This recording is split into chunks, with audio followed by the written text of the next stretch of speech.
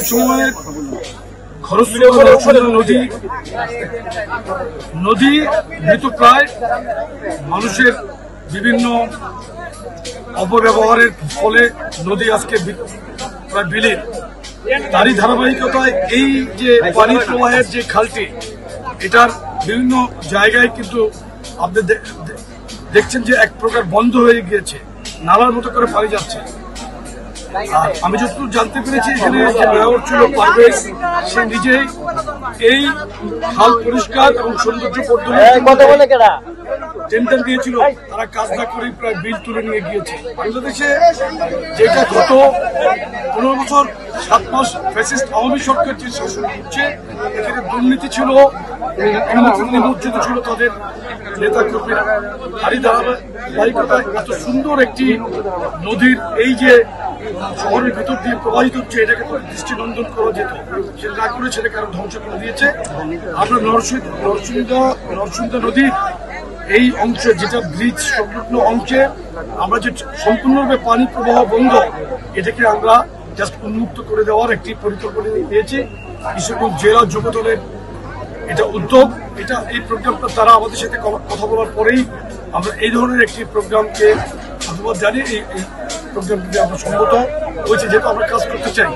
এখানে আপনি দেখবেন ইনশাল্লাহ আমরা শুধু ফটো সেশন করার জন্য এখানে আছি না, আপনি আমার অবস্থা দেখলে বুঝতে পারবেন আমরা কিন্তু কাজ করতে চাই। তবে এই আমরা কাজটা সূচনা করে কাজের ডিরেকশন দিয়ে আমরা একটু সাইডে যাব, আবার কাজ দেখতে আসবো, কারণ এখানে আমার সাথে যে নেতা কর্মীরা তারা ভিড় করছে, কাজের সমস্যা হচ্ছে।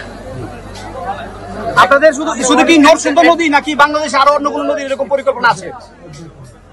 দেখেন, আমরা আমাদের সামর্থ্য জায়গা থেকে আমরা সমাজের বিভিন্ন যে সমস্ত জায়গায় প্রতিবন্ধকতা তৈরি হচ্ছে, সেই সমস্ত জায়গায় আমরা কাজ করার চেষ্টা করছি।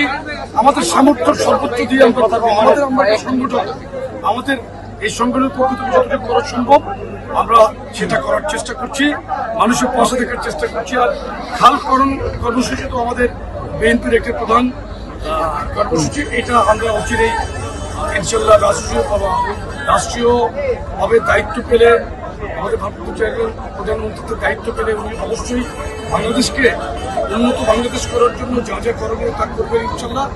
আর আমরা এর মধ্যে আমাদের যুবদল থেকে আমরা সামাজিক যে সমস্ত কাজ আছে আমরা বিভিন্ন জেলায় করার চেষ্টা করছি। একটা প্রশ্ন, আপনি জানেন যে ডাকসু এবং জাকসুতে নির্বাচন হয়েছে, ছাত্রদল তারা অভিযোগ করেছে যে ভোট কারচুপির মাধ্যমে নির্বাচন হয়েছে, সামনে জাতীয় নির্বাচন ফেব্রুয়ারিতে, তখন যদি ভোট কারচুপি হয় তখন আপনারা কি ব্যবস্থা নেবেন? এবং এই সরকারের আমলে যদি একটা ভার্সিটি নির্বাচনে ঠিকভাবে করতে পারে না, তাহলে কিভাবে তারা জাতীয় নির্বাচন করবে? আপনারা জানেন যে ব্যাপকভাবে কারচুপির মাধ্যমে ডাকসু নির্বাচন তারা ইলেকশন ইঞ্জিনিয়ারিং করে তারা জয়লাভ করেছে, কিন্তু সাধারণ প্রত্যেকটি প্যানেল কিন্তু এটার বিরুদ্ধে অবস্থান নিয়েছে। সেটা আপনার এনসিপির যে প্যানেল সেটা বলেন, আপনার স্বতন্ত্র প্যানেল বলেন, হতমত দাঁড়িয়েছে যে প্যানেল থেকে সেটা বলেন, প্রত্যেকেই এটাকে তীব্র ঘৃণা প্রত্যাখ্যান করেছে নির্বাচনকে। আমরা মনে করি ভিসি এবং প্রক্টর জামাতিকরণের মাধ্যমে এই পুরো নির্বাচনকে কলুষিত করেছে। 5 আগস্টের পরে বাংলাদেশের এই নির্বাচনে সারা বাংলাদেশের মানুষ থাকে, আমি মনে করি একটি কলঙ্কিত অধ্যায় ঘোষণা করেছে। গতকালকে যাচ্ছিত তারা একই কাজ করার চেষ্টা করেছে, ছাত্রদল নির্বাচন বর্জন করেছে। আপনি দেখছেন দুটো নির্বাচনের মধ্যে আমরা কিন্তু কোন রকম বিশৃঙ্খলার মধ্যে যাই না ছাত্রদল। আমরা জনগণকে নিয়ে এগিয়ে যেতে চাই।